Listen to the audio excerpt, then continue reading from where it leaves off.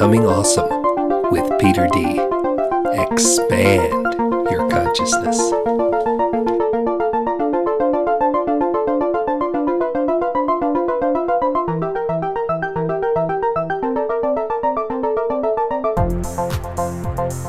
Hello, welcome to Becoming Awesome. I'm your host, Peter D. Today, we have Dr. Victor LaCerva joining us.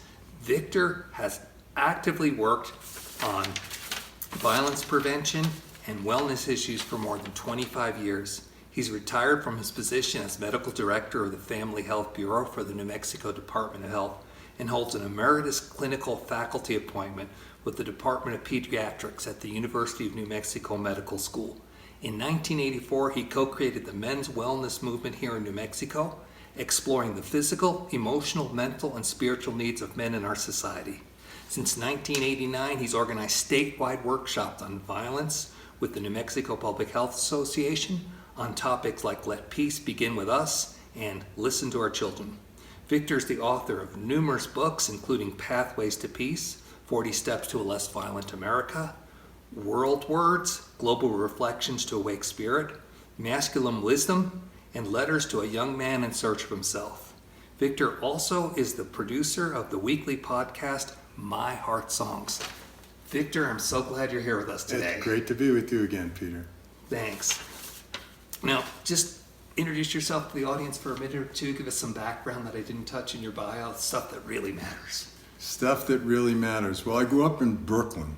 I grew up in Newark. But I've been out here for 41 years, so I really, New Mexico is my home. It's where I've raised my two daughters.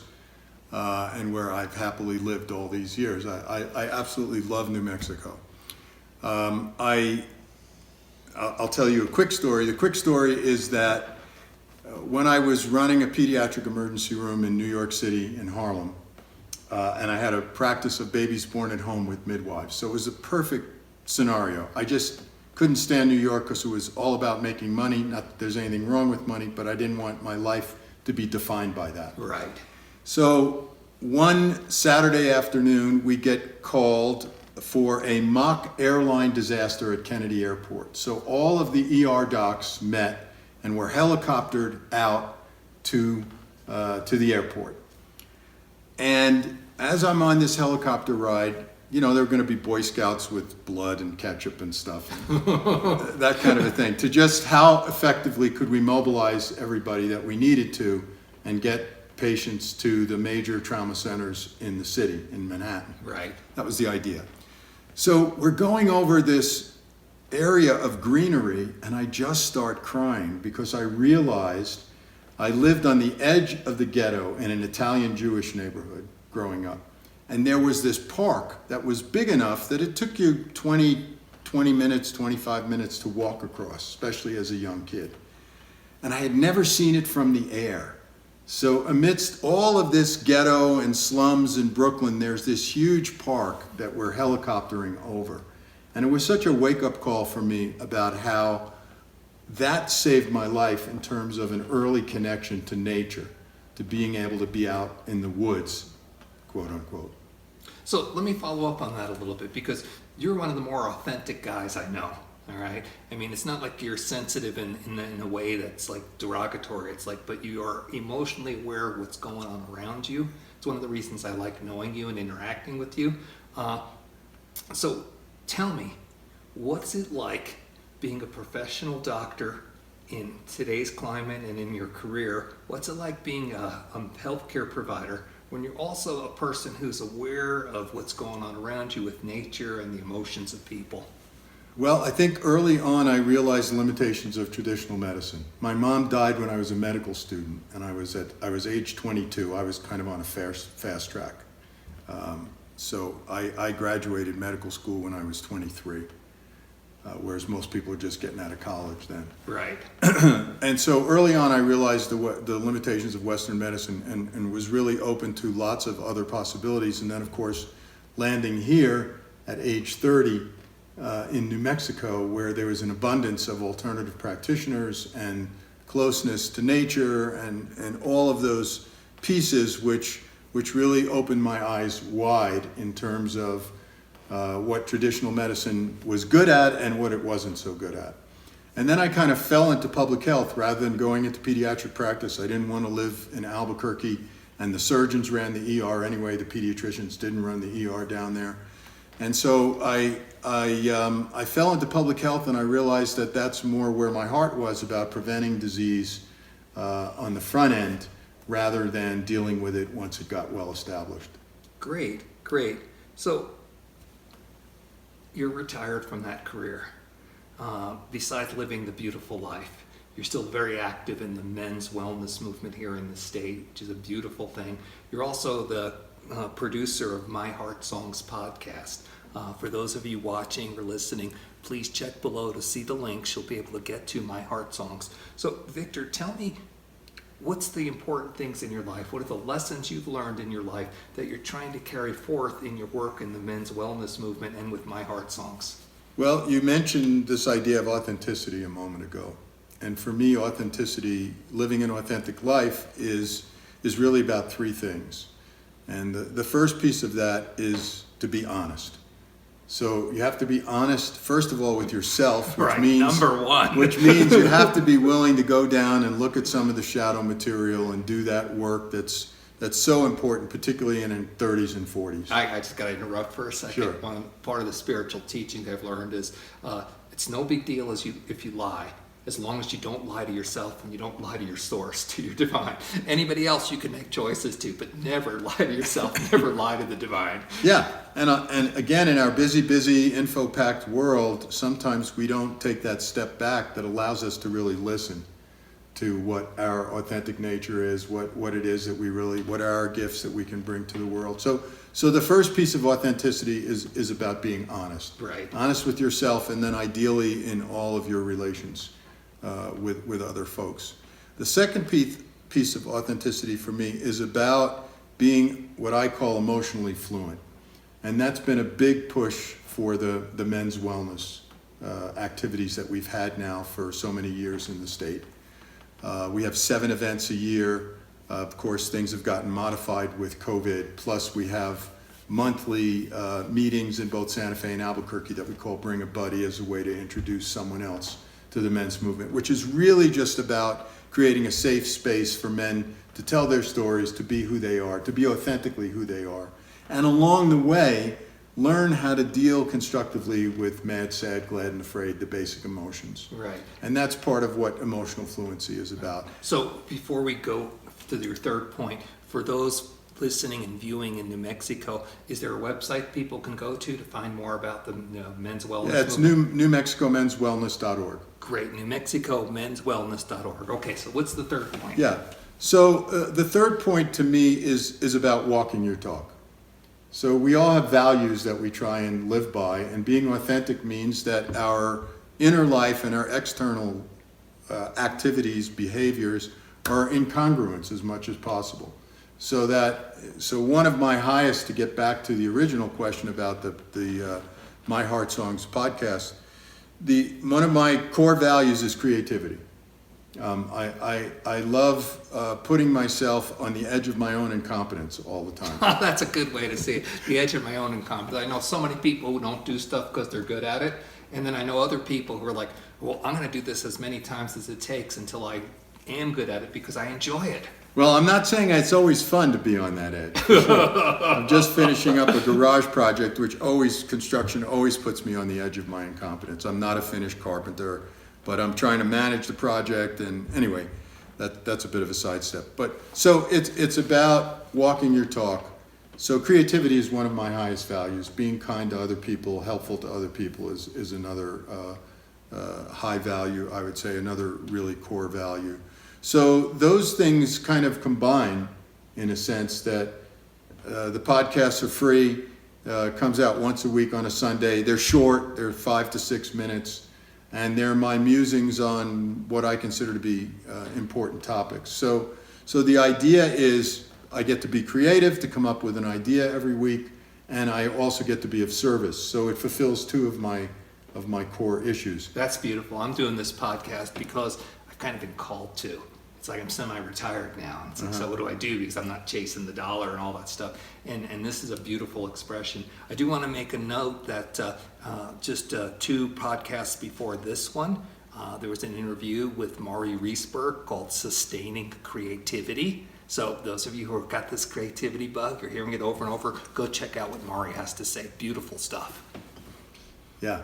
And so though I'm retired, I'm president of New Mexico Men's Wellness for the last 2 years. This is my 3rd year, which will be the end of that term of that, and then I'll be on the board for another couple of years doing other stuff. So that provides lots of service opportunities. And I would say every week I spend at least 4, sometimes more than that, hours helping people out medically. Someone has rectal bleeding, so then I go over them the differential diagnosis.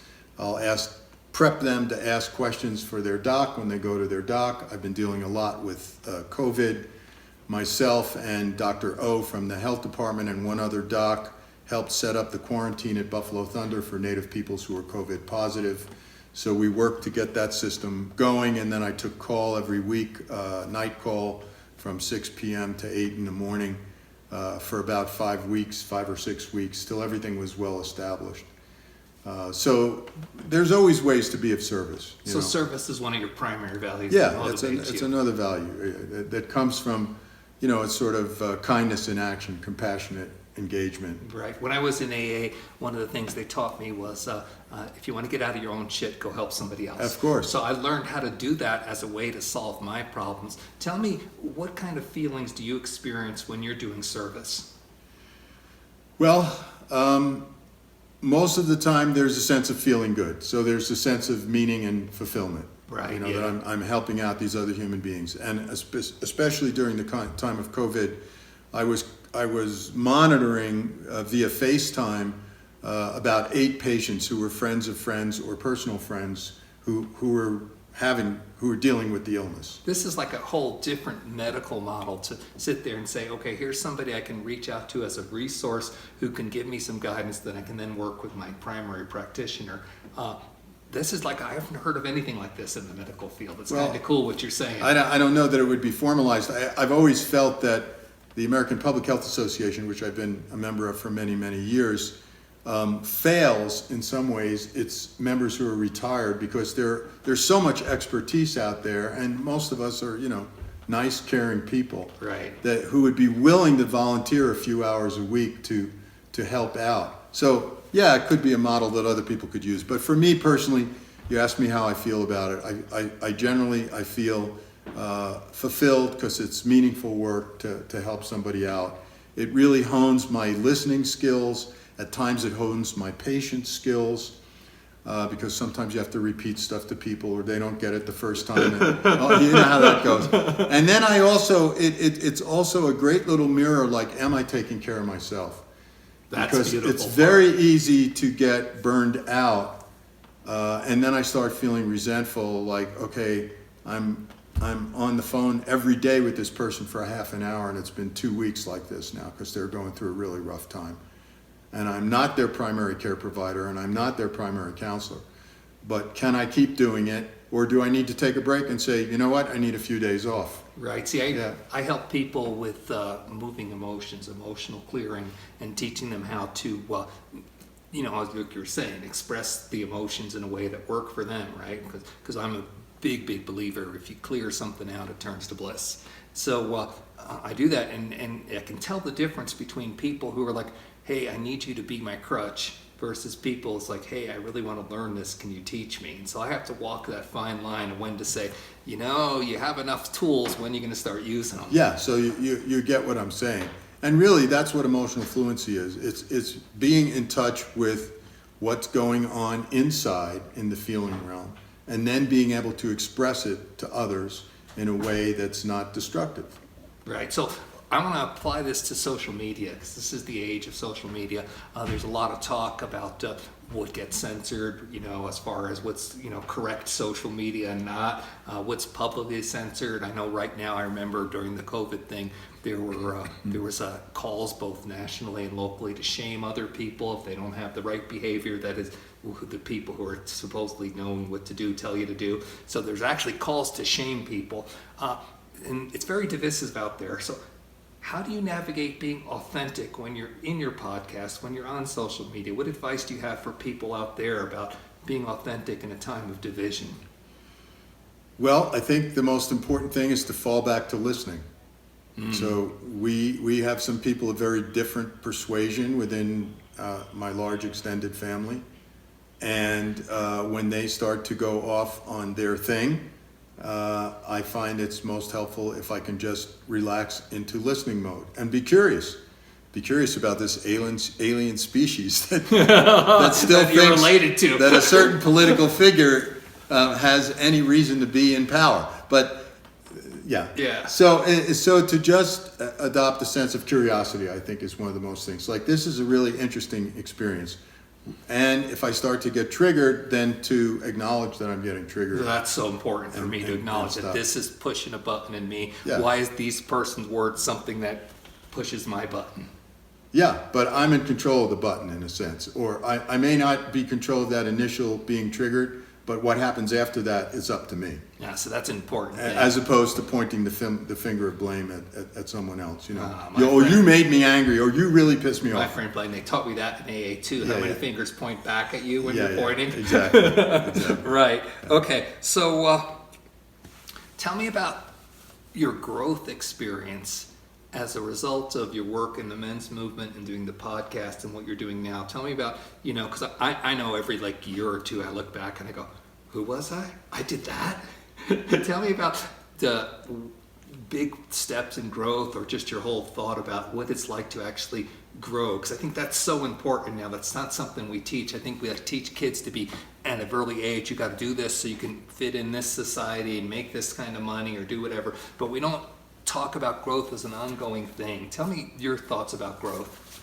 Well, I think that growth always occurs in the context of personal relationships. Oh yeah. and it occurs in the context of safety. And if someone's yelling at you all the time, or even with construction yammering at you that you're doing the wrong thing over and over again, that's not a safe environment to learn to get the skills that you're trying to get.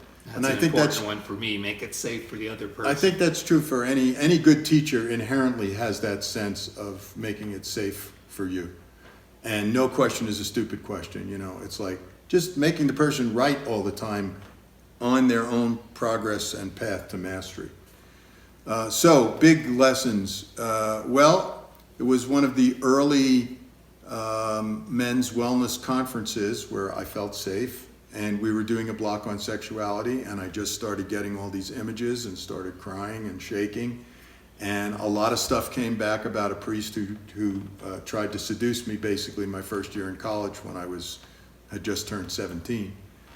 And so that flood of images, all of that's characteristic of stuff that's been buried, and it was able to get unburied, and another step towards healing because I was in a safe environment.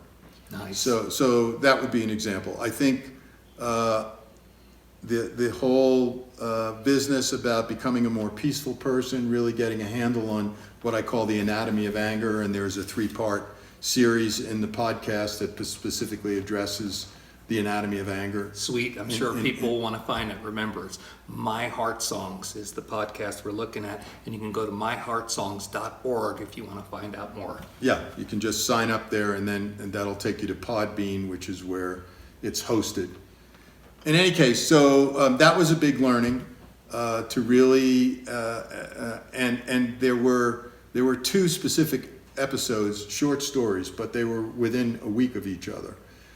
So one story was, we used to have this terrible stop onto the main highway that goes from Santa Fe to Espanola at Tasuki. There wasn't an underpass and an on-ramp. There was a stop sign.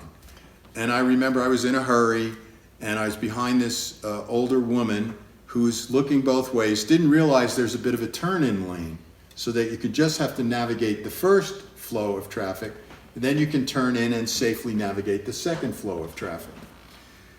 And so I just got so frustrated. I just blared on my horn. I watched her, shake visibly because she kept missing that opportunity. And of course, then it just took even longer because she was more upset. So anyway, then I realized that rushing was a form of violence. Ooh, interesting. And then within the same week, I was giving a talk in California, and a friend of mine was giving a talk at the same conference. I landed at the airport. The plane was a little late. I wanted to get to listen to his talk. I get in the cab, and the cab driver's on his cell phone. And in a really nasty voice, I said, "Would you please just do your job?" And it totally changed the interaction between us for the rest of the 15 minutes. Whereas I could have done that in a much kinder way. Like I said, "I'm sorry, I'm stressed. I'm feeling so stressed out right now. Would it be okay if we got going?" Something much more kind, gentle, acknowledging this is not another human being. So both of those, within a week, really nailed for me the lesson about how rushing is a form of violence. That's not really only cool. against myself, but against other people. Yeah, and so for me, the takeaway here is, can I apply what you just said to myself? Because I'm making these mistakes, but at least I've been blessed with enough awareness to see when I'm making them so I can do something better, i.e. growth. So that's really interesting. Rushing is a form of violence, but not only for others, but what I'm getting is for me as well. Well, you're turning on your whole system, all that fight or flight stuff and all those stress hormones that go with it. It's not healthy. Yeah. So then a third big lesson, as we're talking about lessons over the men's wellness years, I'd say a third lesson was really understanding at a very deep level the importance of the cave. Men really like to go to their cave, and they need to go to their cave to kind of sort out what's really going on for them emotionally. Women are much quicker. I always say that men need to go to a conference to do what women do naturally in the kitchen. Just open up, share, be open-hearted, so on. Not all men, obviously. We're talking generalizations, but it's such a prominent thing for men to want to go to their cave, and I still do it. And there's value in it. I've come to see the value in it. It gives me time to sort things out without trying to relate or take care of my mate or a friend. But the other piece of that is that it can spiral down into a destructive isolation. So recognizing when other men, particularly I've been in the same men's group for 34 years now, and I can tell when one of them is just something must be going on, because they're isolating, they're a bit more in their cave than they normally are. And then that's a reminder to me that I need to reach out to them. And I may need to reach out to them 3 or 4 times before they are willing to come out and play. I've been blessed in that the beautiful relationship I have with my wife, Tracy. We don't keep secrets, but we understand that things may take time. All right. So she's very good with me saying, "Oh, I'm going through something big," or she'll notice, "You're going through something big." I am, but I'm not ready to bring it up to you yet. Yeah. There's still more I need to do. Yeah. And we're totally okay with that, which is the best thing ever. I've got the space I need. Yeah. And another piece of that, as long as we're moving towards relationship things, is I see so many men who are kind of new age sensitive men in the men's movement. And part of what goes on for them is they stop truth-telling to themselves often and to their partner because they want to avoid conflict. There's so much moving away from the stereotypic male, violent, acting out, angry man. They want to move so far away from that they lose some of their power. And of course, honesty is what builds trust over time in a relationship. If you're not being honest. Now, that doesn't mean you have to talk about every time your partner does something that irritates you. Right, because that's often just that's your own stuff. That. I mean, that's your own stuff. My dad was a bit. Let's see, how could I say this in a kind way? He had lots of rules. Yes. That are understandable given what he experienced in his early life. But he had lots of rules in the kitchen and in life in general. And when you interacted with him, you had to live by those rules.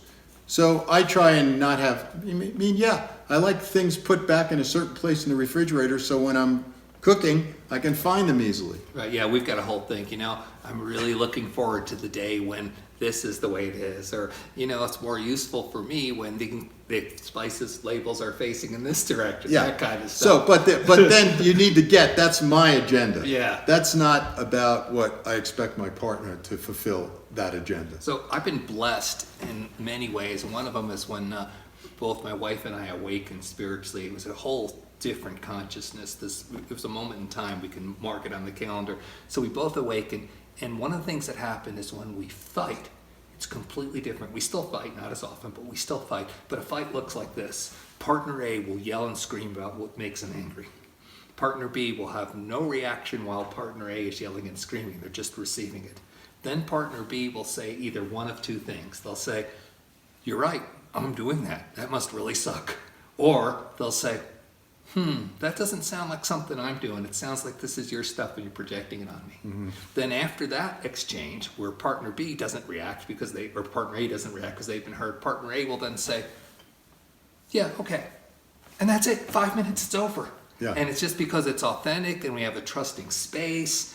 We have enough consciousness to let the other person do it. But we don't hold back at those times, including the emotions. But we don't blame, and we're open to receive the feedback of, is this mine or is this really yours? Yeah, so there's two pieces that I like to talk about with that. The first would be that when I most want to run is when I need to stay present. Ooh.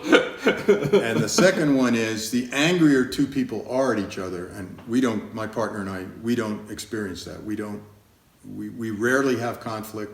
And we never get to the point where we're angry at each other. Even raising a voice is a big deal.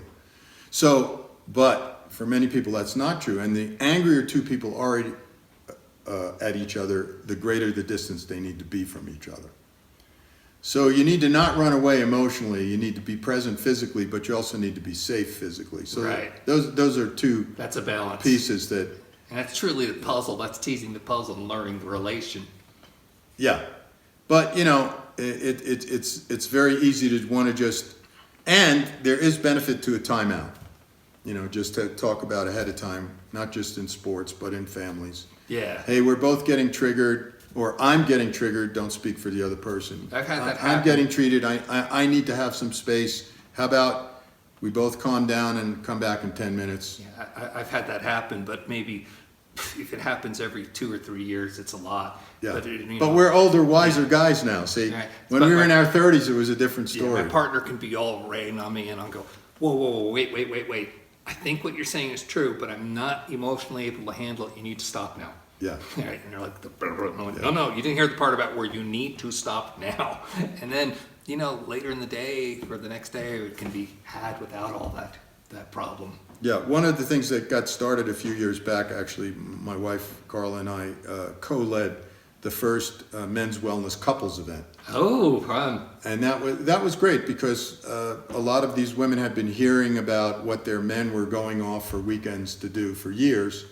And so they got to experience it directly. And it was really good. It's now one of the ongoing events that are held each year. Sweet. Yeah. Just a weekend of, well, the whole business of being with people who are wanting to be authentic, open-hearted, deal with their stuff, and create a safe environment where that can unfold is really a great thing. So, changing topics radically. Okay. And I don't want to go too deep down the rabbit hole, but I don't want to let the chance slide. I'm with an MD who was a former director of public health, so I want to talk about the C word. All right, COVID. Yeah. All right. So, what's your overall take about what's going on? I know I have a lot of questions because I get messages, don't need to wear a mask, wear a mask. I get messages like, oh, we're counting any death as a COVID death as long as we think it's there. And I think yesterday, I looked at the CDC website and they said 96% of all deaths that they had underlying causes. I'm wondering, how much of this picture I'm getting is this more serious than what it has been in other flus? Because when I look at the yearly numbers for other flus, I see that there are spikes and we're kind of higher, but not as high as some of them. I don't know what's going on. I want to hear from somebody who has your perspective. Yeah. Well, I was never medical director for the whole health department. It wasn't a job I aspired to, but for family health, I was. Okay, so, all right, Yeah, yeah. sorry. No, just to clarify that. Put you a little higher than there, but that's how the It's esteem okay. I just hold for I you, never Victor. wanted to be Secretary of Health or Yeah. anything like that. I was happy in the niche that got created for me. Anyway, so I would say there's a couple of things. The first thing is that, particularly in New Mexico, our leadership has done a great job based on the facts available at the time. So let me put that in the broader context, which I think is one of the most essential points. Think of a triangle. All of the news has been up here at the apex of the triangle, talking about the number of people hospitalized who then go on to die. Right, scary. Yeah, so all along we've not known, and we still don't really know, the base of the triangle in terms of the numbers of people who are asymptomatic or have mild infections. Right. And so everything that was done was based on this initial perception that this is a disease that has a 3% mortality rate. Now, if you look at the numbers, if you do various projections, it's a bad disease, particularly if you have underlying chronic conditions, but it's 2 or 3 times worse than the flu, not 10 times worse than the flu. So we're looking at a 0.2 or 0.3% mortality. So 3 people dying out of 100 is a lot worse than 3 people dying out of 1,000. Right. Okay? So that's one piece that I think is really important for people to understand. The choices that were made back in March and April to close things down and so on and so forth, which then created their own repercussions, were done based on the available evidence that this is a disease that may have a 3% mortality. So I'm comforted by the fact that as we identify more and more asymptomatic, the best experts say, look at the numbers of confirmed cases and multiply by 10, and that's probably the number of people that actually have the disease or have had exposure to the disease. Right, so we're talking just past 6 billion in the US yesterday, so we're talking 60 million probably. Probably. Okay. And then if you put the mortality figures against that, you end up with a much lower mortality rate. So I don't want to put it out there that it's not a bad disease and that we don't have a role, each of us, in helping to prevent transmission. But we're not dealing with a disease that has a 3% mortality rate. That's point number one. It's not the Hollywood movie going to kill you. Point number 2 is that we are going to have an outbreak that has that high mortality rate, I believe, in our lifetime. Wow. And so all along, public health people have been talking about pandemics and saying it's not a question of when, it's a question of if. And I do believe that we will see in our lifetime a true influenza, easy spread type disease that has a mortality rate approaching 10%. So you're talking like Spanish flu levels. Well, it's hard to say what was going on with Spanish flu because we didn't have the medical capabilities, we didn't have the tracking capabilities. We just know that a lot of people died. So I don't really like comparisons to that so much. But you take something like Ebola or MERS or even SARS, the original SARS from a few years back that started in China, and you have a disease that has a true 10% mortality rate. But those diseases did not have the rapid transmissibility of an influenza virus. So you need those two things combined. Many of us have thought that it's going to happen in pigs in China because China has the greatest concentration of pigs on the planet. And pigs are one of those mammals that can host a pig virus, if you will, and a human influenza virus at the same time where they can do their little do-si-do. So you end up with a swine flu with 10% mortality that spreads like the flu. So that's point number 2. This is a good warm-up to help us do things, and we have done some amazing things. The fact that there's hundreds of vaccines in trial now so fast is amazing. So that's 2 points. The third point I would say is that every one of us has the responsibility at this point, given that we know that it's a bad disease but not as bad as we thought in terms of mortality, to do our part in prevention. So I hate social distancing. I hate that term. I've always used compassionate spacing on the podcast Nice. from the very beginning, because, you go on a trail and someone turns their back to you. That's social distancing, yes, but you can face each other and be 6 feet apart and have masks on and say, good morning, how's your day going? How are you Right. dealing with all this? So social distancing has something that just doesn't work for me. Yeah. Compassionate spacing. I'm choosing to be 6 feet away from you because of the fact that I care about you, and should I be harboring this, I don't want to spread it to you. And that's why I like that I'm take. happy to wear a mask whenever I go out in public, whenever it's necessary. In fact, we should be a little bit further apart than we are right now to really be taking care of each other in that way. Having said that, 20% of the people in this country have an underlying chronic condition that puts them at risk for a worse COVID outcome. And to me, that's the whole thing. I've cut my teeth in tobacco and alcohol prevention. For a long, long time, we've promoted it, we've advertised it, we've given tax breaks for it, and not just tobacco and alcohol, but other things that cause numerous health problems. That to me is, I'm hoping this is a big wake-up call, that it's not just underlying symptoms. Maybe we put this kind of effort that we put on COVID on those symptoms, and maybe then everybody gets healthier. Well, dream on. We know that the prevention allocation every year compared to the overall health budget is extremely small. But if you have heart disease, lung disease, chronic kidney disease, diabetes, any significant chronic illness, right? Whether it was made through lifestyle choices or a combination of lifestyle choices and genetics. The point is, you're in that 20% of the population that needs to act very differently than the 80% of the population. Right. So to me, as an example, kids, thankfully, are not getting very sick, most of them. There's some rare outlying conditions with the Kawasaki-like disease, but we don't need to get into that. I addressed some of that in my series. I did a 12-part series on coronavirus with the podcast.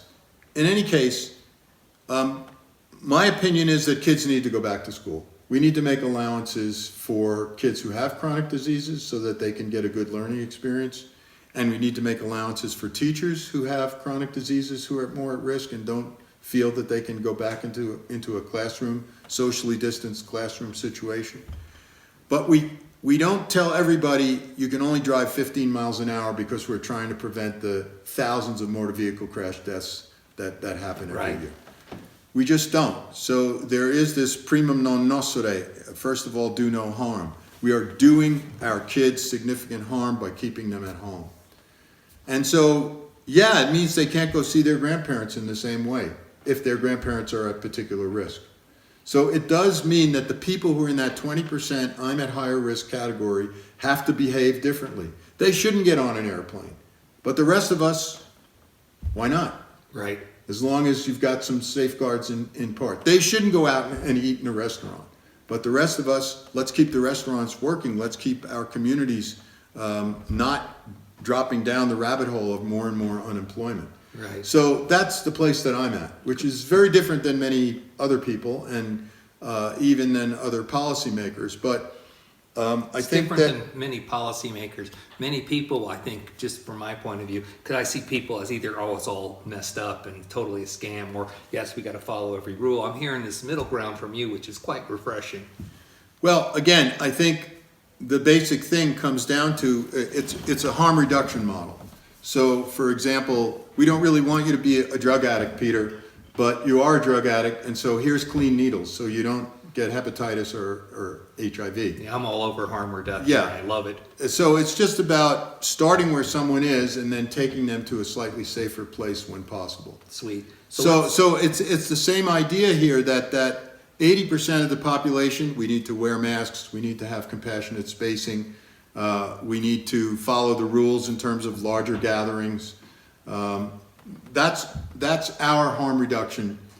But if you're in that 20% higher risk, then it makes sense that you really limit how often you go grocery shopping, that you limit visits from young kids who have exposure. I've said it already. But you get that idea. It's all about harm reduction, but it's also about not making the cure worse than the disease in terms of of totally destroying our economies for Totally people. with you. Yeah. So let's bring this home. Okay. Okay. My podcast is called Becoming Awesome, and it'd be very helpful if you can take the time to like, subscribe, follow, and share. That's how the computer algorithm works. So if you can, do any of those things, like, subscribe, follow, share, then this will get to more people who, it's time to help others become awesome. So what's your final words on somebody's listening to this and they have the intent of becoming awesome, given your experience and your background? What words of wisdom do you have for somebody who wants to become awesome? Okay, so the way that I like to think about it is something that I often used when I was doing work in violence prevention. And that's the idea of concentric circles. So there's a circle of the self, there's a circle of the family, there's a circle of community, there's a circle of the larger culture, and there's the circle of our global awareness and contact with everybody else on the planet. My take is that at any given moment, whatever it is that I say I'm about, being more creative, being more awesome, being a more peaceful person, making a difference in the world, at any given moment, I can be working in one of those circles. Even if today all I'm doing is working on managing my own irritation because I'm having a rough day, at that circle of the self and not spreading it around to my family. So pick your level of engagement, but the point is that if you think about those circles, sometimes we want to be doing that slow, painful, challenging work, trying to change the racist culture in our society and what that looks like, whether that's educating yourself, listening to good stuff on YouTube. Again, one of the ones that I've referenced in my podcast is Difficult Conversations with a Black Man. You just Google that. Oh, how fun! It really gives you lots of insight that maybe you haven't had. I'm going to put a link below for those of you watching or in the audio. You can go to the website on becomingawesome.podbean.com. So we'll have a link to Difficult Conversations with a Black Man. Yeah. And so then maybe you want to be working at the community level. Who do you know in your circle of friends who are ill or sick or having a harder time with depression or anxiety because of what's going on with the isolation with COVID? Who's living alone? You can reach out to them. So the point is levels of engagement. And if you're burned out or too tired or don't have the energy for anything else, you can always come back to the circle of the self and work there. Plenty of work there. Yeah.